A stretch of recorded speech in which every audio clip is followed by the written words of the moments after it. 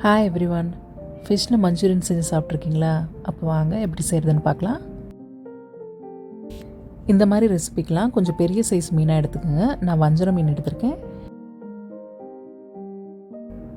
இதை போன்லெஸ்ஸாக ஆக்கிறதுக்கு நம்ம இந்த மாதிரி கட் பண்ணிக்கணும். நடுவில் இருக்கிற முள்ளை விட்டுட்டு இந்த 4 பக்கமும் இந்த மாதிரி கரெக்டாக கட் பண்ணிங்கன்னா உங்களுக்கு அழகாக வந்துடும் வெளியில்.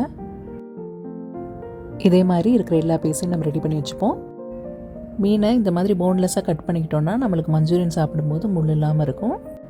இப்போ மசாலாலாம் சேர்த்துக்கலாம். மஞ்சள் தூள், காரத்துக்கு ஏற்ற மாதிரி மிளகாய்த்தூள், மிளகுத்தூள், இஞ்சி பூண்டு பேஸ்ட்டு, பைண்டிங்காக கார்ன்ஃப்ளோர் 2 டீஸ்பூன், அப்புறம் பீட் பண்ணி வச்ச ஒரு முட்டை சேர்த்துக்கிறேன். கூடவே தேவையான அளவு உப்பு சேர்த்துட்டு நல்லா கலந்துக்கங்க. நல்லா மிக்ஸ் பண்ணிவிட்டு எலுமிச்சம்பழம் சாறு பாதி சேர்த்துக்கிறேன். ஒரு 15 நிமிஷம் அதை ஊறட்டும். அதுக்கப்புறமா நம்ம எண்ணெயில் போட்டு வறுத்துக்கலாம்.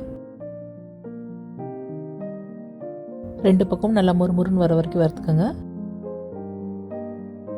இப்போ மஞ்சூரியன் பண்ணுறதுக்கு நம்ம வறுத்த எண்ணெயில் ஒரு 2 டீஸ்பூன் சேர்த்துக்கோங்க. சின்னதாக நறுக்கின இஞ்சி, பூண்டு, பச்சை மிளகா, ஸ்ப்ரிங் ஆனியன், அப்புறம் பெரிய வெங்காயம் 1 சேர்த்துக்கிறேன்.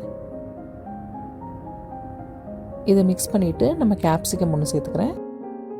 லைட்டாக வதங்கினதுக்கப்புறம் நம்ம சாஸ் எல்லாம் சேர்த்துக்கலாம். 2 teaspoon soya sauce, 1 teaspoon chilli sauce, அப்புறம் கெச்சப் ஒரு 2 டீஸ்பூன் சேர்த்துக்கிறேன். உப்பு தேவையான அளவு சேர்த்துக்கோங்க.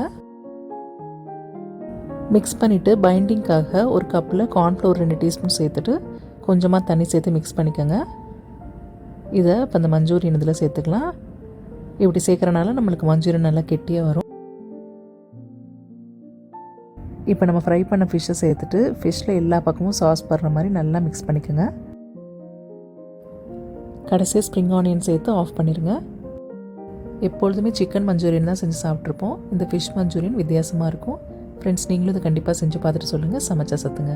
See you soon. Bye.